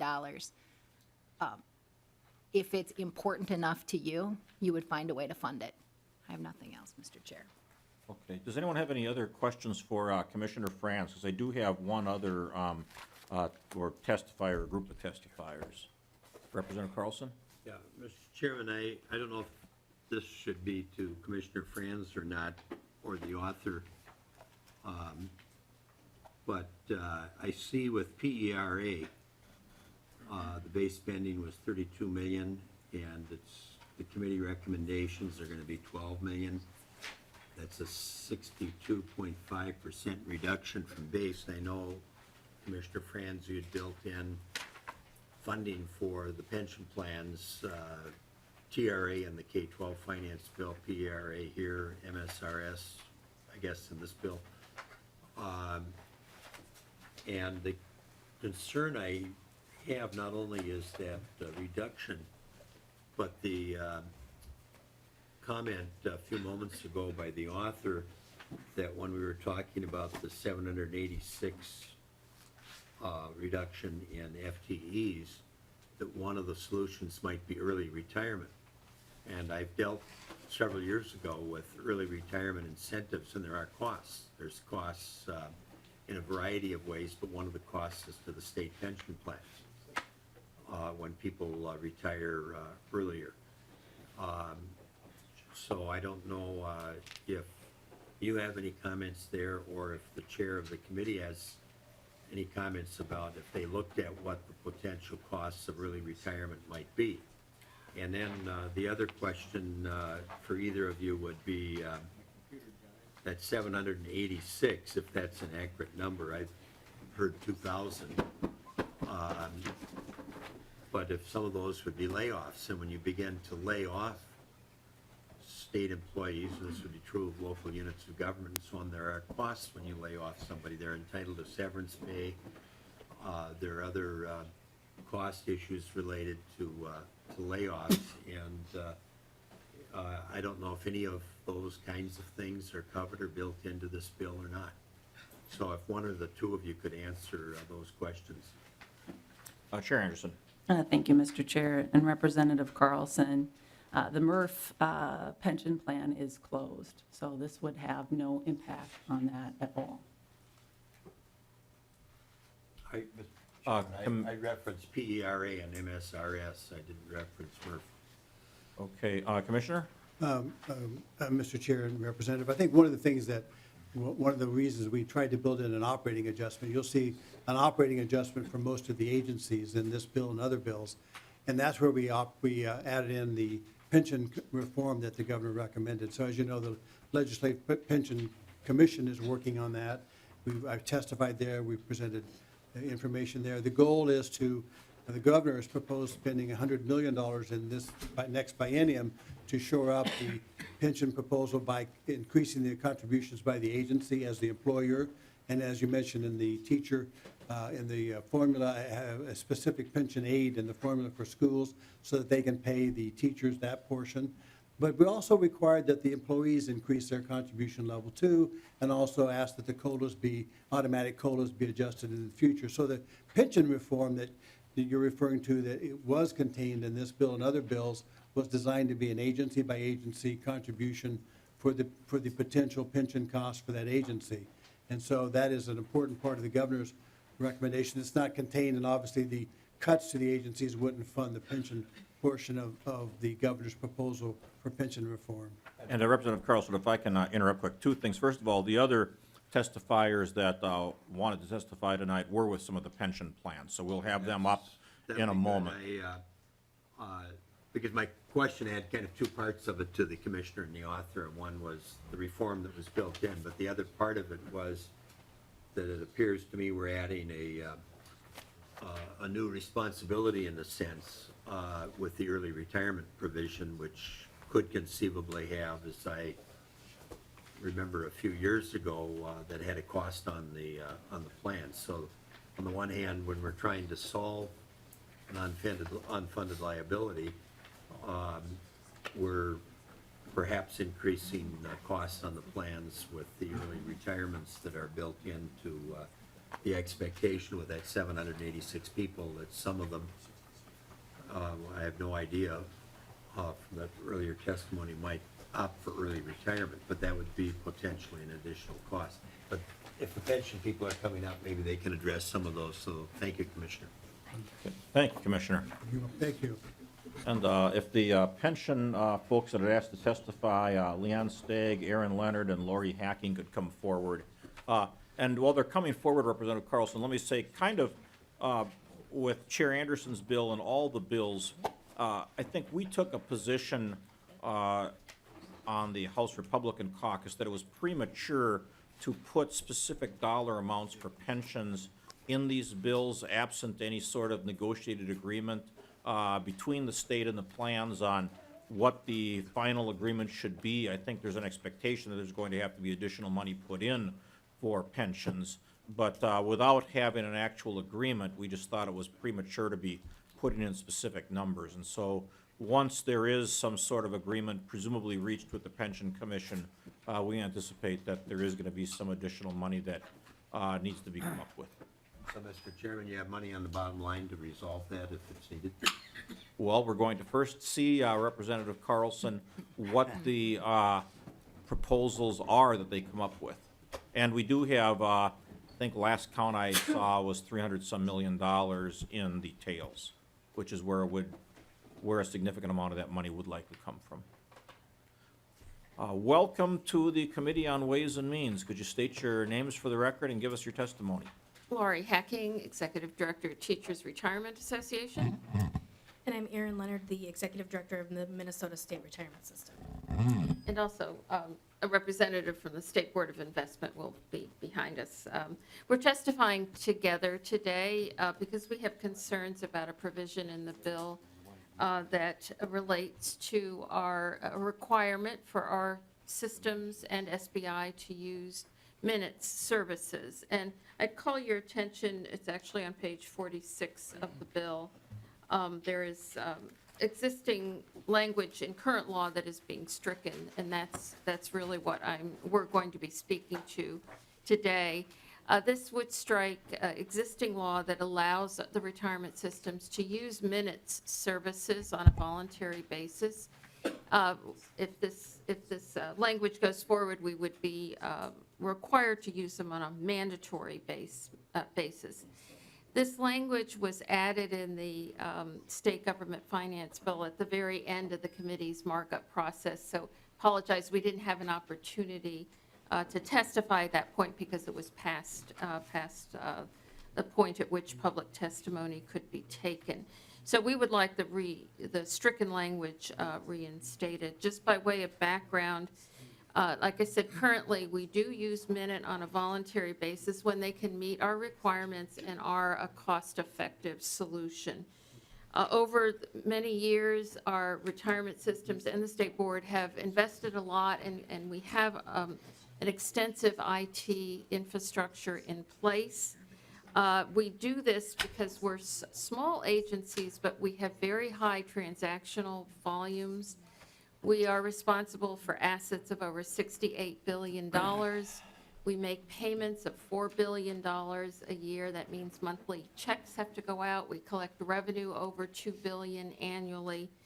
And we keep records for over 700,000 members, and that includes a lot of private data, not just Social Security numbers, dates of birth, but we're talking medical records, and bank account numbers. We have paid a lot of attention to cybersecurity and have very high-quality threat detection software, and we do frequent penetration testing to make sure that that all works. Because we've made significant investments in this IT infrastructure and have longstanding contracts for services, there would be very, very significant transition costs if this language went through. So there, as I want to emphasize, we do use Minute when we can and when it's cost effective. And Ms. Leonard is going to address specifically the cost effectiveness. Ms. Leonard. Thank you, Mr. Chair and members. MSRS has many concerns regarding the consolidation of our IT infrastructure with Minute. As fiduciaries, our board has taken several steps to find ways to reduce IT costs while improving security for our systems. We recently changed our hosting provider from Minute to a third party in 2016. This change is estimated to save about $1.1 million per year going forward, which is about 6% of our annual administrative budget. So it is significant savings.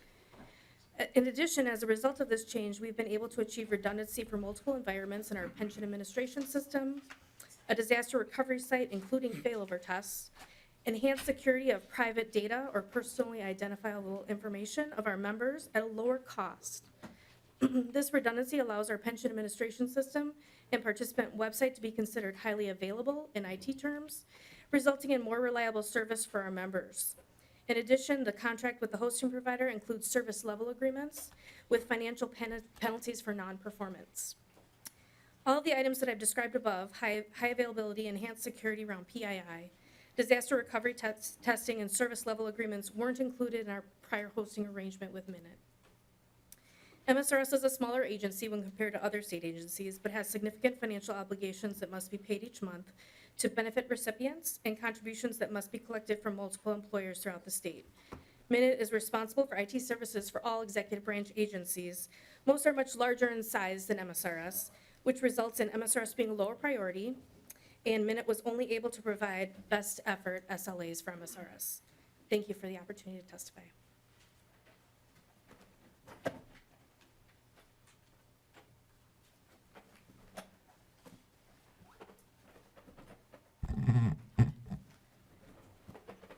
Good evening, Chair and committee members. My name is Leanne Stagg, and I'm the Assistant Executive Director and Chief Operating Officer at the State Board of Investment, sitting in for Mr. Perry, who was not able to be here tonight.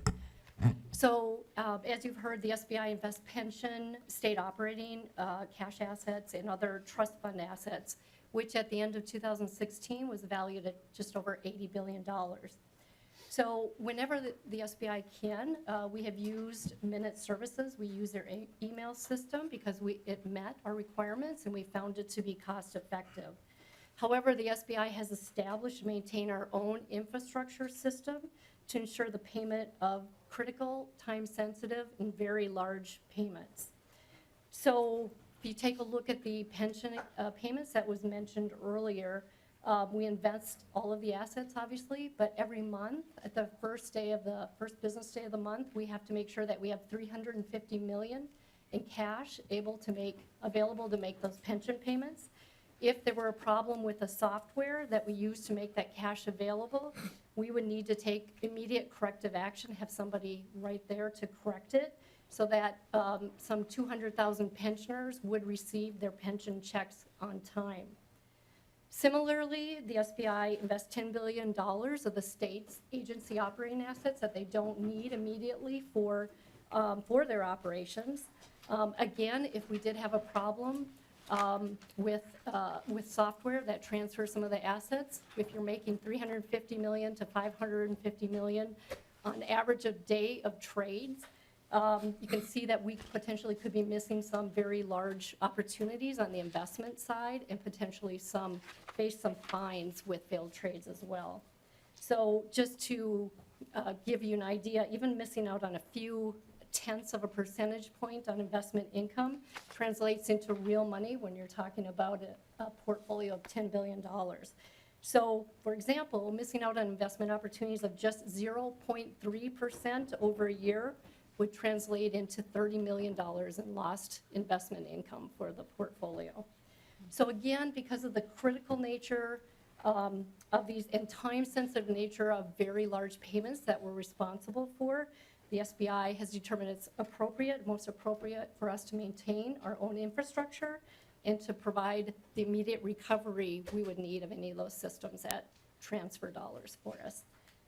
Thank you very much. Does anyone have any questions for Ms. Hacking, Ms. Leonard, or Ms. Stagg? All right, thank you very much. Representative Carlson. Sure, I'd like to go back to the PERA thing and the reference, the chair referenced MRF, but MRF, in my view, no longer exists because we had the merger, but there was an agreement that's part of what my question probably should have been, was that there would be an appropriation at a certain level as a part of an agreement from when I was on state government finance the last biennium. And it doesn't appear that the numbers that are in the bill that were meeting that agreement that was reached, I think we're back to putting 6 million in. Is that correct, Representative Anderson? Chair Anderson. Madam Chair, Representative Carlson, yes, it would be a $6 million amount for the state. And Representative my Carlson. understanding that the number was supposed to be significantly higher than that, so we have a cost shift. And Mr. Chairman, as I've read some in the last couple minutes, some of the information on it, onto local units of government, not the least of which is one of the counties that some of us here in the room represent. Hennepin County would be one. Airports Commission, you know, you can go down the list of where MRF employees work. Minneapolis, City of, I think many of the MRF employees work there. But with the merger, there was state money that was supposed to come with that so that there wasn't the shift, as I understand it, on the local units of government. And that funding level, which I think is a different question than what you answered earlier, about the unfunded liability and so on with the plans.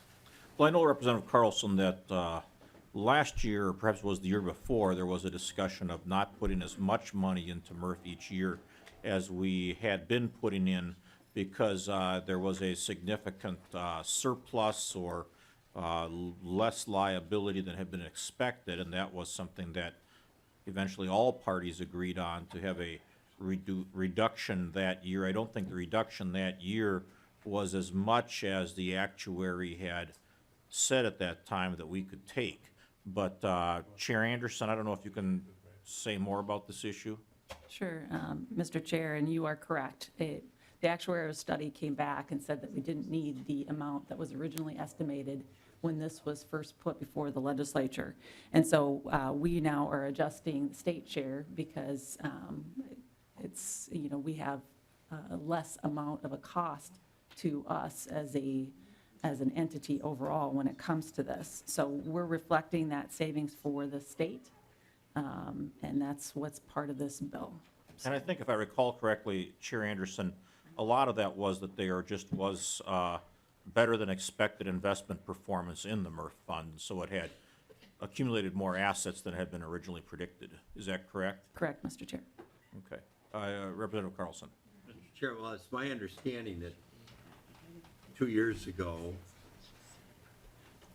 there was a request for 16 million. And that was dropped back to 6, but when I referenced an agreement, there was an agreement that it was to go back up to 16. I think the obligation is still there. That's why the shift that I was referring to onto local units of government then would take place, because the fund has to be funded. But I don't know if there's somebody from PERA, being it's merged, or MRF, you could quickly comment about this or not. There's somebody coming forward now. Would it be all right, Mr. Chairman? Sure. I mean, it's an important issue because we're talking about the funding of pensions, and PERA is one of our larger ones. And MRF was originally, for the benefit of the people here, a local pension fund that covered several units of government, local units of government. I referenced a couple, 3, Airports Commission, Hennepin County, and so on. Welcome to the committee, sir. Can you state your name for the record and give us your testimony? Thank you, Mr. Chair. I'm Doug Anderson, Executive Director of the Public Employees Retirement Association. And while I wasn't present during the time of the MRF merger, I am familiar with some of the data that's involved. With the MRF merger, there was an unfunded liability that was added to the para plan. In order to accommodate or to make sure that unfunded liability was closed, there was a total contribution requirement of $37 million per year over a 15-year period, I think, through 2031. The agreement was that the state aid would be in the amount of $16 million per year for 2 years. And with, I'm sorry, $6 million per year. Excuse me, $16 million per year. With that changing, and then Minneapolis became the remaining amount after that. So the total commitment would be $37 million per year in order to avoid having unfunded liability to para. But that, Chair Anderson. well, Mr. Chair, but that changed with the performance amount. And so, and you can correct me, Mr. Anderson, if I'm wrong, it wasn't the original amount was higher, if I remember correctly, than the 37 million. Yeah, Mr. Anderson, I guess I remember a report by the pension staff here that we had at the legislature on this that a couple of years ago that showed a pretty sizable surplus, but, okay. Mr. Chairman, can let me go to Representative Carlson, and then I Yeah. need to recognize Representative Hornstein. I will stop at this point. I think this probably warrants further discussion, but when we talk about the performance, it's my understanding that that's performance is a 5-year average. So if you look at just a relatively short period of time, that gives you one snapshot, but isn't it just a yes or no, an average when we're looking at performance over a 5-year period? Mr. Anderson? Mr. Chair, Representative Carlson, there are changes that happen over the course of a plan. There would have been differences in investment return, but there also is potential for other changes. So whether or not I don't believe there would have been a significant difference in the liability that would have transferred from MRF that would have occurred since the time of the merger. I'm not familiar with the study that would say otherwise. I'll stop there because it is late, Mr. Chairman. Pensions, we could spend the whole evening on, I suspect. Representative Hornstein. Well, thank you. Well, to this, and I see Mr. Ranieri and Mr. Rice, and I think it's a very important point that we should briefly discuss because it hasn't been raised to date on this, that the legislature appropriated this money, and then, you know, Para's already billing it to the city. They've already budgeted for it. We're not just talking about the city of Minneapolis. It's the Park Board, the Met Council, the Metropolitan Buildings Commission, MAC, Minneapolis School District, Hennepin County, MnSCU. These are all the entities that are impacted by this. And so I thought, just very briefly, Mr. Chair, if we could have either Mr. Ranieri or Mr. Rice just testify briefly to the impact, because again, this was already budgeted. That's the problem here that we have not discussed. And Mr. Chair, Chair Anderson. I did find my numbers here. So this was prior to, in the 2015 session, the need at that time was 55 million, and the state paid 24 million, and Minneapolis paid 31. And under the TSIN formula, the need was 37 million. The state paid 16 million, and Minneapolis paid 21 million. And so we modified that in our state government finance bill in 2015, with the state paying 6 million and Minneapolis paying 31. So Minneapolis continued to pay their same amount that they had paid all along. Okay. Mr. Ranieri and Mr. Rice, welcome to the Committee on Ways and Means. Mr. Chairman, thank you very much. My name is Gene Ranieri. I'm with the City of Minneapolis. Representative Anderson is correct. They are the numbers. However, as part of the agreement in 2015, the $6 million being paid in 15 and 16, in 17 and subsequent would be $16 million paid by the employers, would be paid by the state to PERA. And the employers include more than the city of Minneapolis, as has been stated before. So the deal in 2015 was $6 million paid by the state to PERA for MRF in 15 and 16, and in 17 and subsequent years, it would have been 16, and the local employers would be paying 21 million. Excuse me, 21 million. Mr. Rice. Thank you, Mr. Chairman. Brian Rice, representing the Minneapolis Park Board. So the committee could understand the magnitude of this number. It was $55 million that was required to fund the MRF plan, split $31 million by the city, $24 by the state. There was an improvement in the returns. MRF got to 80% funded, which allowed by prior legislation the ability for MRF to consolidate fully into the PERA system. At that point in time, the liability dropped by $18 million, and the question was how to allocate that $18 million. 2 years ago, because of budget exigencies, the legislature said, okay, state will take all of those savings for the first 2 years. And instead of putting in 24 million, the state put in 6, the city put in 31. Representative Thiessen worked hard and negotiated with Representative Anderson and others, and the legislature agreed for one biennium. The state would put in 6 for 2 years, and the city and all the employers would put in 31.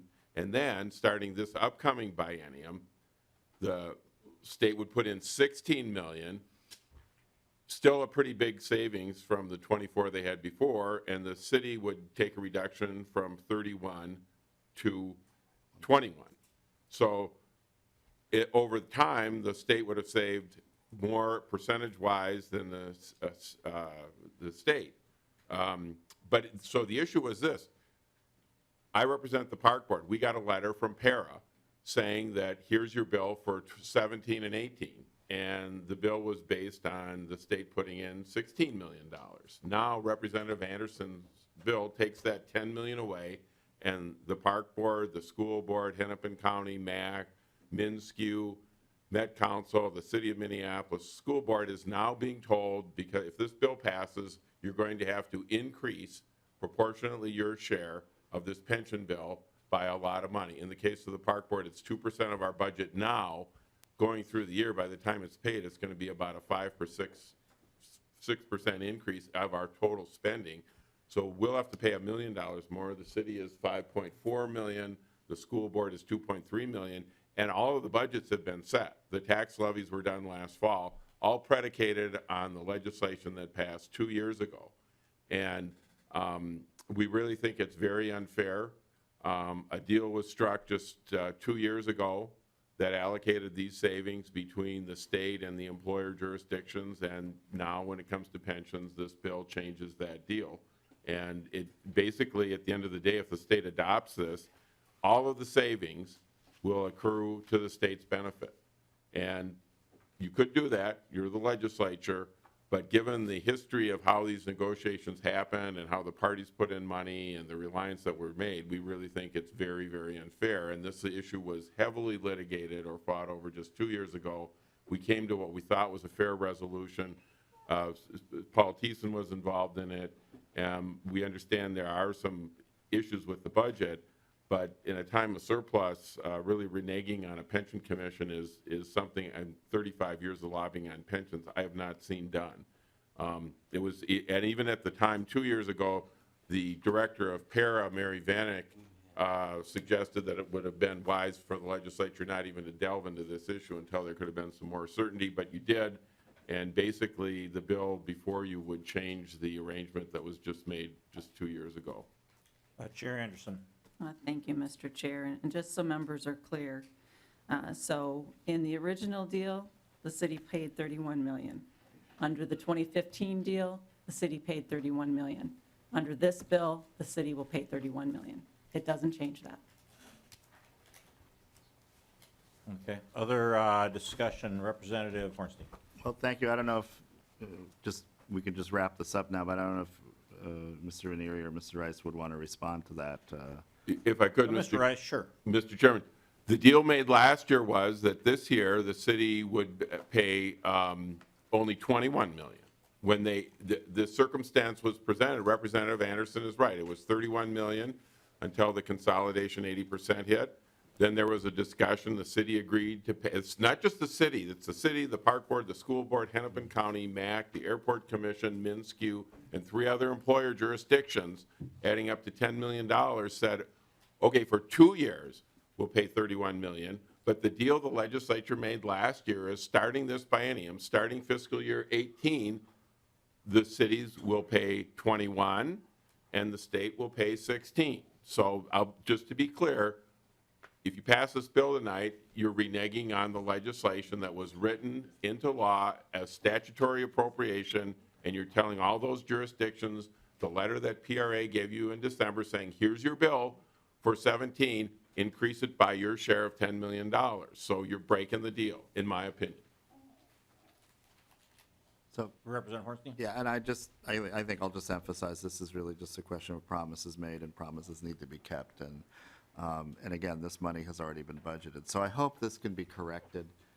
This is a huge impact for, again, not only the city, but a lot of other entities. So I just wanted to make sure we had that discussion, Mr. Chair, and thank you very much for that. Sure. And Mr. Rice, if I could just ask you one question. I think, the state has been putting money into the Minneapolis Employees Retirement Fund for many, many, many, many years. And, I think part of the reasoning behind what we did 2 years ago was that, okay, there was a surplus that developed. We've been putting money in for years and years. Shouldn't the state be the one who maybe doesn't have to put as much money in, since it is the Minneapolis Employee Retirement Fund? If there is additional savings and money available, I guess, what's the rationale for the state having to put money in still instead of getting the benefit of those funds, since again, it is the Minneapolis Employee Retirement Fund and not a state fund? Mr. Chairman, an extremely fair question. We could go back a long way, as Representative Carlson said, when MRF started, and for many years, MRF was the employer jurisdiction for all the metropolitan government, the sewer system, things like that, the infrastructure, the airport, all the sewer system, MnSCU, even the schools. And the reason was that the cities needed help, and over time, there's been this partnership between pension funds and the state. In fact, Commissioner Franz talked about the need to put in money to pensions. Minnesota ranks near the bottom. You take all state and local government spending, and only 2% of those state and local government pension costs goes to pensions. The national metric is 4%.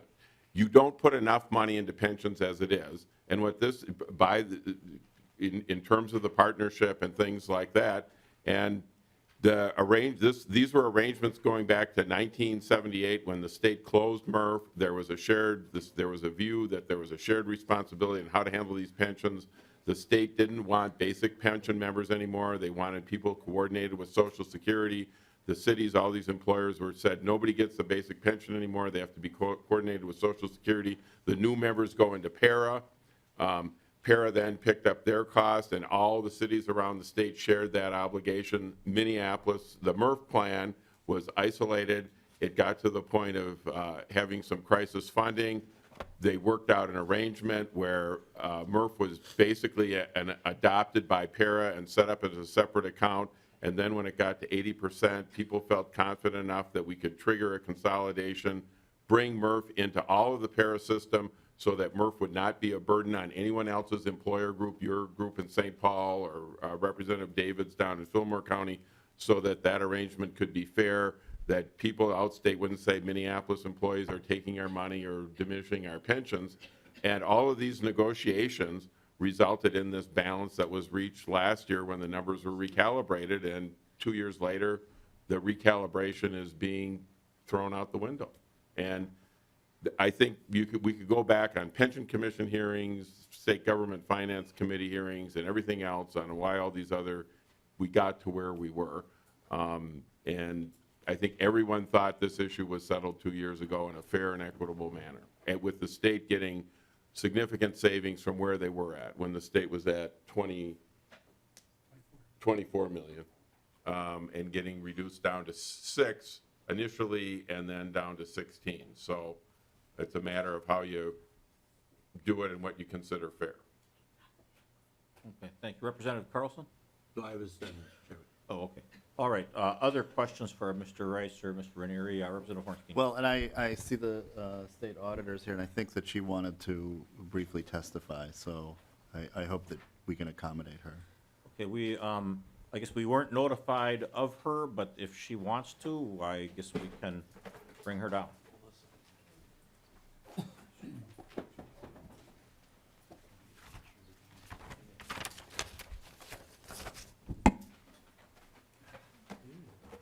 Thank you for accommodating me, Welcome to the Mr. Committee Chair. on Ways and Means. Thank you so much. Rebecca Otto, the State Auditor. I know the hour is very late. Did you get a good one? Okay. The hour is late, my coffee is worn off, and I will be very, very brief. Representative Garofalo was taking a photo of Representative Anderson and I. I wanted to so I just wanted to make sure it was good. Thank you to Representative Murphy for acknowledging the cuts to the State Auditor's Office. And the State Auditor's Office is sometimes underappreciated and yet extraordinarily important to overseeing a lot of money that you all pass on to our communities statewide, and especially in greater Minnesota. And my staff works really hard with them every day to make sure they're successful in handling those funds so we don't have bad headlines in your communities. Especially in the smaller communities, when something goes wrong, it's very difficult because everybody knows everybody.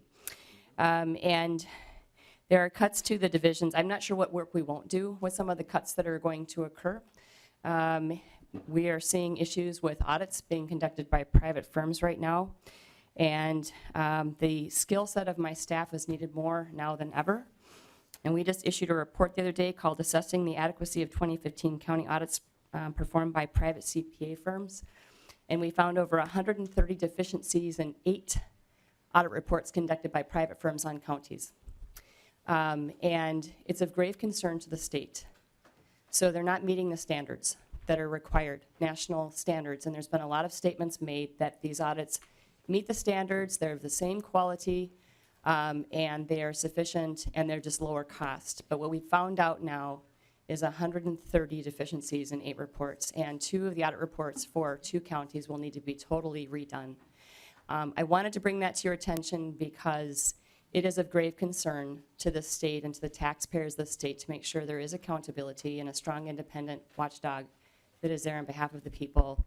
So I wanted to bring the report to your attention, and we've passed it on to the proper oversight authorities who will have interest in what's happening in Minnesota. Thank you. Does anyone have any questions for State Auditor Otto? Representative Fabian. Thank you, Mr. Chair. Auditor Otto, I represent Roseau County, and they told me that they are being subjected to an audit of the audit, and it's going to cost them an additional $5,000. What's your response to that? State Auditor Otto. Representative Fabian, who's charging them an additional $5,000? According to the email that I have, it's my understanding the cost for the state to examine all the working papers and audit reports will be approximately an additional $5,000 charge for Roseau County. Auditor Otto. Mr. Chair and Representative Fabian, we are required by state law to charge for our services. We're also charged with being in charge of overseeing the counties and county finances. And so we are required to charge for desk reviews and work paper reviews of their audit reports. Representative Fabian. Thank you, Mr. Chair. And Auditor Otto, then, do you have some sort of, when you make the charges, how do you break those charges out, and can you make that available to me? Auditor Otto. Mr. Chair, I can show you the standards we use to review the audit documentation for the audit reports, but it's just staff time reviewing those work papers. I can certainly show you the findings for Roseau County and all of the issues that were uncovered with the deficient audit that was conducted on their behalf that they paid for. Representative Fabian. Thank you, Mr. Chair. Well, my question is how do you get the breakdown on $5,000? That's what I'm interested in seeing. Auditor Otto. Mr. Chair, I'm happy to follow up with you, Representative Fabian. Thank you. Okay, Representative Garofalo. Thank you, Mr. Chairman. And Auditor Otto, I'm wondering if you have any opinions on the CPA audits that the city and schools are currently doing. Auditor Otto. Mr. Chair and Representative Garofalo, we are in charge of the counties. We've been auditing since the beginning of statehood. And before the state auditor, there was the territorial auditor that oversaw the counties because of the money that flows through them, their identification of property that must be taxed, and the tax money that flowed through them. So we do not do we don't do work paper reviews of the cities or school districts, although you could give us the authority to do that, but you haven't. But the counties are of particular interest and are an area of our authority. And so we are conducting that work on behalf of the people, and I'm deeply disturbed by what we have found. Representative Garofalo. Thank you. Mr. Chairman and Auditor Otto, are you deeply disturbed by the audits that the city and schools are doing? Auditor Otto. Mr. Chair and Representative Garofalo, we actually have found issues in some of the city audits. So we don't specifically do work paper reviews, but when we are reviewing the we audit Minneapolis, St. Paul, and Duluth, but when we're reviewing the audit reports for cities and compare them to the financial reports that they submit to the Office of the State Auditor, we have actually found that some of the reports do not comply with the proper standards again, and it's just really evident on the face of the audit, and so we have had to follow up with the Board of Accountancy on work that's being done that is not in compliance with the standards. And it's their job because they license the CPA firms. So although it's not our focus, I'll just tell you that right now, more than ever, our staff skill set is needed in order to make sure that we're properly overseeing these tax dollars. And the counties spend about $6 billion a year. Representative Garofalo. Thank you, Mr. Chairman and Representative Otto. So I'm hearing that you do have concerns about the CPA audits the cities and schools are doing right now. Is that correct? Auditor Otto. Mr. Chair, there are issues. We've worked cooperatively with these firms for years, and there are always issues, and everyone is always working to do their very best work. But we are disturbed by some of the things that we're currently seeing right now, and I'm not sure why it's so bad. I don't know if there's a lot of low bidding going on. We clearly get what we pay for in Minnesota. Sometimes there are issues with just not having the technical skills and training that they need. And when you get into federal programs and the single audit, it's deeply technical and very difficult. And if you talk to the American Institute of Certified Public Accountants, they acknowledge in their reports that there are issues out there with the private audits that are being conducted. And so they're still working to try to figure out how to work out the issues. But again, our office is there to serve the public and taxpayers of Minnesota, and I am concerned. We also have a township that is requesting we audit them. They cannot find a firm interested in auditing them. And so we're going to do that for them, and I understand we'll have another one coming in from a township. The firms are out for a profit, and there isn't a lot of money to be made on these small entities. And so again, at the end of the day, the Office of the State Auditor is there. We have the technical skill set, and we have excellent staff, and we don't have a profit motive. Representative Vogel. Thank you, Mr. Chair. Auditor Otto, it seems to me when I was at the Pension Commission that there was some difficulty with the auditor, state auditor's office and is it the Albert Lee Fire Department? Are you familiar with that? Auditor Otto. Mr. Chair, no, we don't audit them. There was a statement made that we audit them, and we don't. Mr. Chair. Representative Vogel. Thank you, Mr. Chair and Auditor Otto. Well, I understood that you audited the relief associations. Auditor Otto. Mr. Chair, no, we don't. They're audited by private firms. Mr. Chair Representative Vogel. and Auditor. So you don't do any oversight of the relief associations?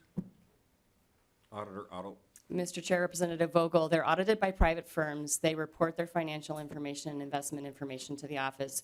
We make sure they've completed all of that, and then if they have, we certify them for their 2% money or fire state aid. Chair Anderson.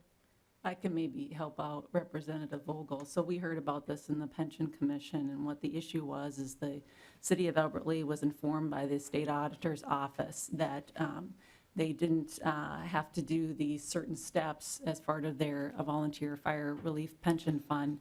And they didn't find out until 3 years later that they were calculating things wrong, and then they were delivered a hefty bill to pay for this, and Representative Poppy has a bill to correct the situation because otherwise the city would be paying a whole chunk of money, and they were not told for 3 years from the state auditor on the issue. And I can get you more details on that too, if that's helpful. Auditor Otto. Mr. Chair and Representative Vogel, so we actually do this oversight work, and the city is responsible for knowing the laws. The former Pension Commission director did some cleanup of statutes, and the city of Albert Lee was not aware of those changes, which they're required to be aware of.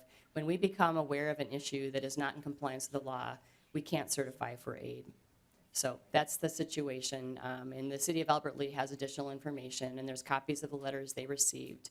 And the Pension Commission is just deciding whether they're going to have them pay the money over to the relief, which they have coming to them. The funds that they're holding were for a purpose that has expired. So, but they're responsible for that. We are not there to hold their hands, but we're there to make sure that they have followed the laws. Representative Vogel. Thank you, Mr. Chair and Madam Auditor. So then, what is the responsibility? I understood there was some involvement, and I'm just wondering what your responsibility is, because I would assume that there's some responsibility there and possibly some remuneration that's being either paid for by them or by the auditor's office. Auditor Otto. Mr. Chair and Representative Vogel, our job as the office is the legislature. We're there to make sure that before any entity receives additional state funds, whether it be local government aid, fire state aid, that we ensure that they have completed their audits, that they have completed the financial reporting forms, that they haven't paid out pensions if it's fire reliefs. We have to make sure they've paid them out properly, and if there are any issues, we don't certify them for aid. The fact that the Pension Commission director changed a statute within the para statutes, and it was more of a para issue, when we became aware of that, we, in good conscience, could not certify them for the aid. So that's the work, that's what we do, and it's our responsibility to do that, is the way the laws are written. Chair Anderson. Mr. Chair, I just want to correct, it's the City of Austin, and it was for 3 years that the State Auditor's Office certified them at the wrong aid amount, and now the city has to pay. That's not right. Auditor Otto. Mr. Chair, it's not that we certified them for the wrong amount of aid. The Department of Revenue determines the amount of aid. It's that the City of Albert Lea did not pay over the correct amount to the Relief Association. We don't do that work for them. So I'm happy to provide, Representative Vogel, if you want the documentation, I can send that to you. I'm happy to provide that. But I do know the work of the office. My staff knows their work as well, and I can assure you that we're making sure that they're following if we find issues, we become aware of issues, we will not certify until those issues are rectified. Well, it sounds, Auditor Otto, that you do know quite a bit about this situation with Albert Lea. So yeah, why don't you provide that material to Happy to. Representative Vogel? Do you have any Thank other you, questions, Representative Vogel? Not really, Mr. Chair. I just was curious because obviously if we're going to be oversighting the auditors, the private firms, then if indeed the state auditor might have some issues that they're facing with some of the work they're doing, maybe there has to be some oversight there too.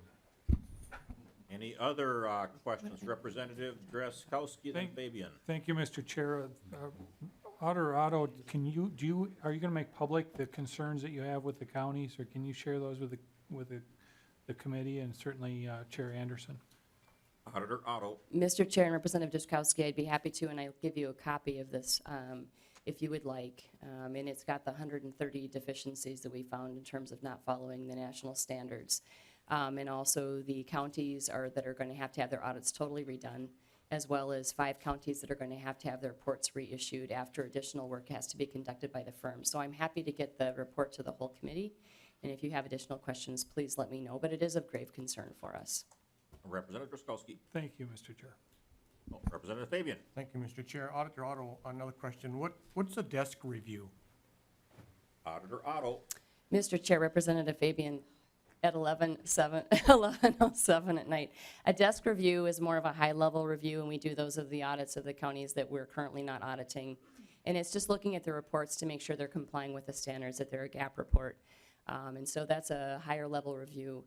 When you do audit documentation review, or what we call a work paper review, that's much more in-depth. And what you're looking at is the underlying documentation that the national standards require that really basically show your work in terms of determining major programs for the federal programs and the single audit, and many, many other things. And so an auditor who is unfamiliar with the audit should be able to go in and review the audit documentation to understand exactly what the audit firms carried out, and it must reflect the requirements of the national standards set by a whole bunch of national standard setting bodies. And so this report is pretty nice because it'll tell you exactly what the authoritative guidance is and then what was the failure of what wasn't done. And it's a little bit dry, but important, and it's all tied back to the authoritative guidance. Representative Fabian. Thank you, Mr. Chair. Well, and again, so if you do a desk review, then for some reason you do the full-blown audit. Again, Roseau County is concerned because they got charged $1,155 for a desk review. He went through that, and then an additional $5,000 charge for the full-blown audit. Can you get me the breakdown of how you arrive at the $1,155 charge for the desk review, please? Sure. Auditor Otto. Mr. Chair, Representative Fabian, I'm happy to do that for you. I would contend that the more efficient system would be to have us conducting all the audits. But this is the current system because of cuts in 2003 that the legislature imposed on the office, even though the audit division gives nothing to the state general fund because we're required to charge for our services. But I'm more than happy to follow up with you on those. Representative Drazkowski. Thank you, Mr. Chair. Auditor Otto, have you, since the change in law, have you put together a report on the number of FTEs that you have and the number you've decreased and how they've been, reassigned, et cetera? Is there anything like that available for this body? Auditor Otto. Mr. Chair, I know it's really late now. Representative Drazkowski, you mean going back maybe from 2003 until present? And if so, yes, there's budget documents that'll reflect the FTEs, and I'm, again, happy to get you that documentation if you'd like. Thank you. Sure. Other discussion? Well, thank you, Auditor Otto. Thank you very much, Mr. Chair. All right, is there any other discussion to the bill? Seeing none. Any last closing comments, Chair Anderson? Thank you for your time and consideration. Okay, Chair Anderson renews her motion that Senate File 605 as amended be referred to the General Register. All in favor, say aye. Aye. Aye. Opposed? No. Motion prevails. Senate File 605 as amended is referred to the General Register. Okay, members, we will have a meeting tomorrow night, time to be announced on the floor to take up the Health and Human Service bill. With that, we are adjourned.